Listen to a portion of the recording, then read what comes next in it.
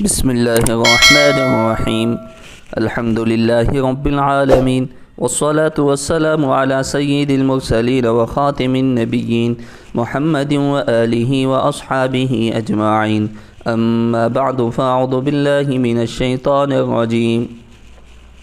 لن ينال الله لحومها ولا دماؤها ولكن يناله التقوى منكم.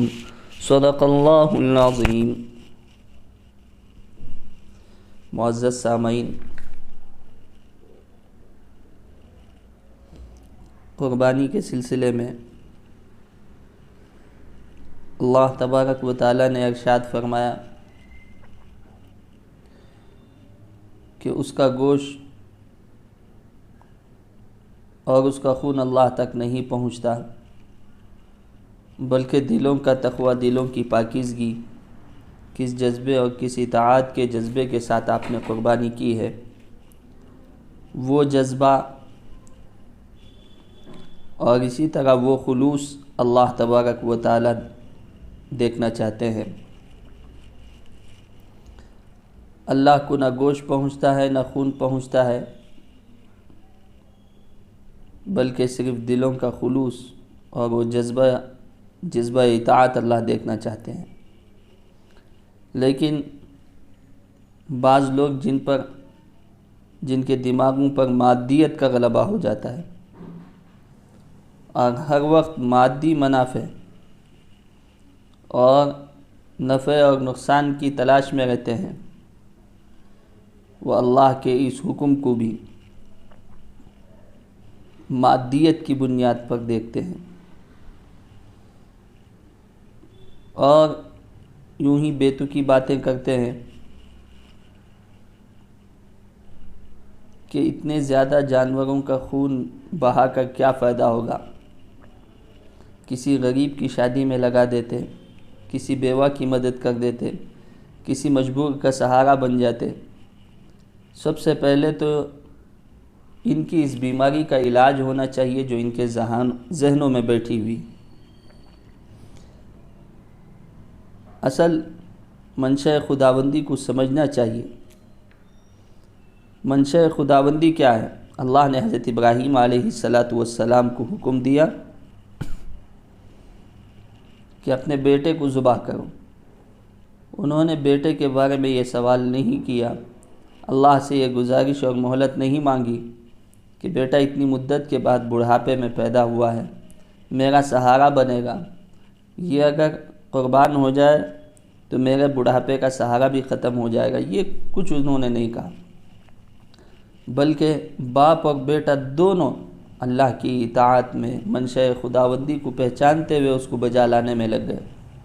اللہ نے فرمایا فَلَمَّا أَسْلَمَ وَتَلَّهُ لِلْجَبِينِ، دونوں کے دونوں اس حکم پر عمل کرنے کے لیے تیار ہو گئے.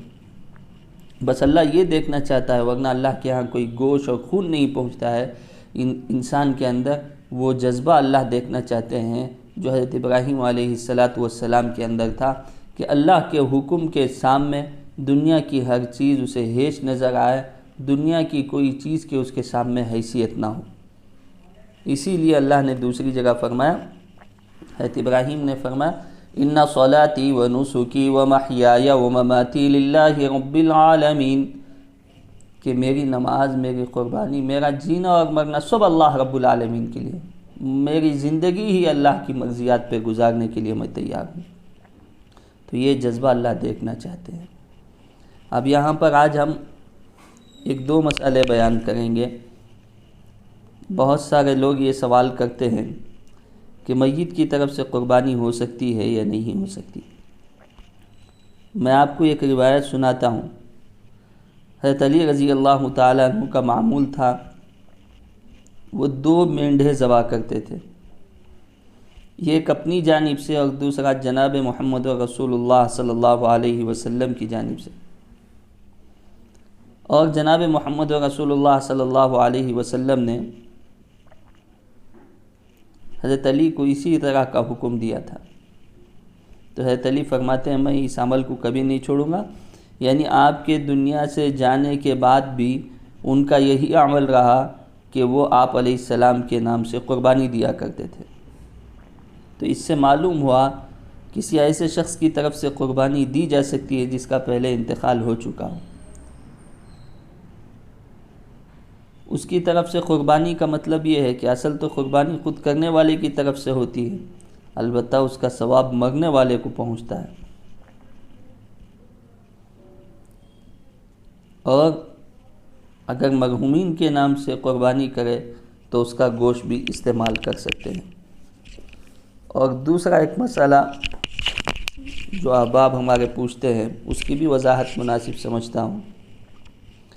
پورے گھر کی طرف سے یہ قربانی کافی نہیں ہے۔ اللہ کے نبی صلی اللہ علیہ وسلم نے فرمایا، جس شخص کے اندر قربانی کی استطاعت ہو پھر بھی وہ قربانی نہ کرے تو وہ ہماری عیدگاہ کے قریب بھی نہ آئے۔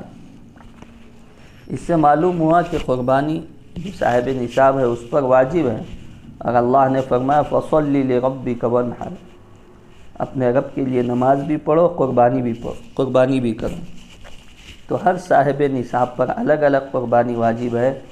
بعض لوگ یہ کہتے ہیں کہ ایک بکرا، ایک مینڈھا پورے گھر کی طرف سے کافی ہو جائے گا، جیسے ایک نماز پڑھ لینے سے پورے گھر والے ذمے سے ساقط نہیں ہوتے، ایک شخص زکوٰۃ دے دینے سے پوروں کی زکوٰۃ ساقط نہیں ہوتی، ایک پر حج فرض ہے اور گھر میں دوسرے افراد پر بھی حج فرض ہے تو دوسروں کے ذمے سے وہ عبادتیں جیسے ساقط نہیں ہوتی، ایسے ہی قربانی بھی ایک الگ عبادت ہے۔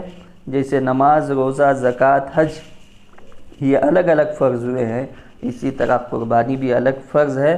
تو ہر ایک جو صاحب نصاب ہے اس کو اپنی اپنی قربانی کرنی پڑتی ہے۔ اللہ تعالیٰ سے دعا ہے کہ اللہ تبارک و تعالیٰ اس قربانی والے عمل میں ہم کو خوب شوق و ذوق کے ساتھ عمل کرنے کی توفیق نصیب فرمائے، ریا و نمود سے اللہ ہماری حفاظت فرمائے۔ آمین۔ وآخر دعوانا الحمد للہ رب العالمین۔